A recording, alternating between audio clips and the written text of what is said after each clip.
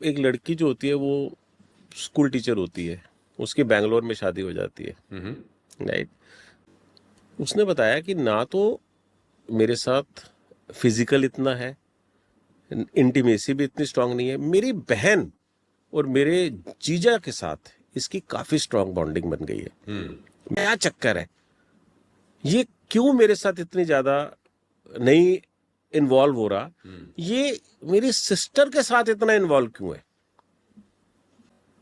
मैं कह तू अपने सिस्टर को ब्लेम कर रही है, कह रही मुझे लग रहा है कुछ ना कुछ है, तो आप जो है बेसिकली चेक करो। जब मेरी टीम मुझे कॉल करती है, बताती है सर ये है तो सही इन्वॉल्व, किसके साथ इन्वॉल्व है, तुम्हारा क्या दिमाग। कह रहे सर वो हाथ पकड़ के भी चल रहा है। अब मैं किसका हाथ पकड़ रहा है, मैं कोई और लड़की है क्या लाइफ में, या वो सिस्टर ही है।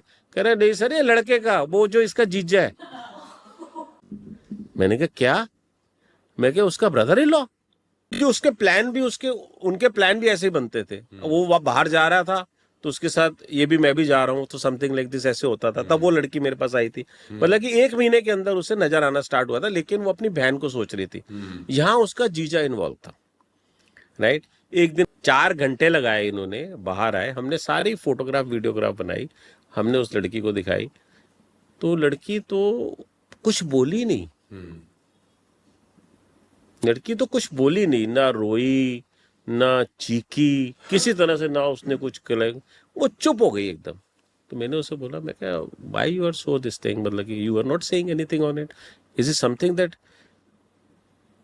उसने एक लाइन बोली जो मैं लाइफ में कभी नहीं भूल सकता, क्योंकि ये रिसेंट केस है तो मुझे हमेशा हर चीज याद रह जाती है, मेरे कंप्यूटर में फिट हो जाता है। वो कहती किसी को राइट किसने दे दिया, कहती है अंकल किसी को राइट किसने दे दिया कि वो दूसरे की जिंदगी खराब कर दे। यहां इसने मेरे साथ शादी की, ठीक है, इसने मेरी जिंदगी तो खराब की, मेरी बहन की जिंदगी भी खराब कर दी यार। हमारे 2 परिवार टूट जाएंगे। अब मैं अलग होती हूं तो मुझे रीजन देना पड़ेगा, अगर मैं अपनी सिस्टर को बताती हूं, डायलेमा, बहुत बड़ा dilemma. I tell you honestly, she was at fix at that time. That's why she was stunned. She was kept quiet. She never cried. She didn't say anything to me. वो यही सोच रही है, वो यही समझ रही है क्या हो गया यार, ये 2 लाइफ खराब हो गई। इसने बताया, अगर सेम आदमी से ही था तो बता देती, बस ये अगर मुझे बता देता तो मुझे क्या प्रॉब्लम थी, मुझे तो कोई प्रॉब्लम नहीं थी किसी भी तरह की। बट डिस्कशन में आया क्यों नहीं ये चीज, मुझे प्रॉब्लम नहीं है, ठीक है कि मैंने उसको फिर यही बोला, मैंने कहा देख boss, we are not judgemental. जब हमारे पास केस आया तो you are also sure about that कि योर सिस्टर इन्वॉल्व, मैं भी श्योर था, क्योंकि जो तू बोलेगी मैं तो उसी बेस पे काम करूंगा ना। I was also sure about that. मैं कहा बेटा जब मैं कुछ और चीज देख रहा हूँ तो मेरी ड्यूटी तो बनती है ना तेरे को बताना। और मैं कहा विद फोटोग्राफ्स एंड एविडेंस में तेरे को साथ में दे रहा हूँ।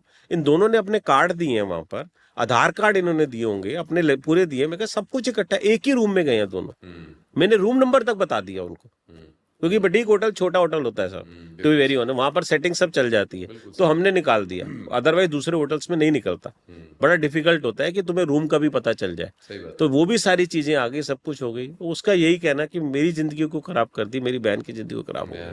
तो एक्चुअली क्या है कि एक सेम सेक्स में शादी करना कोई इशू नहीं है।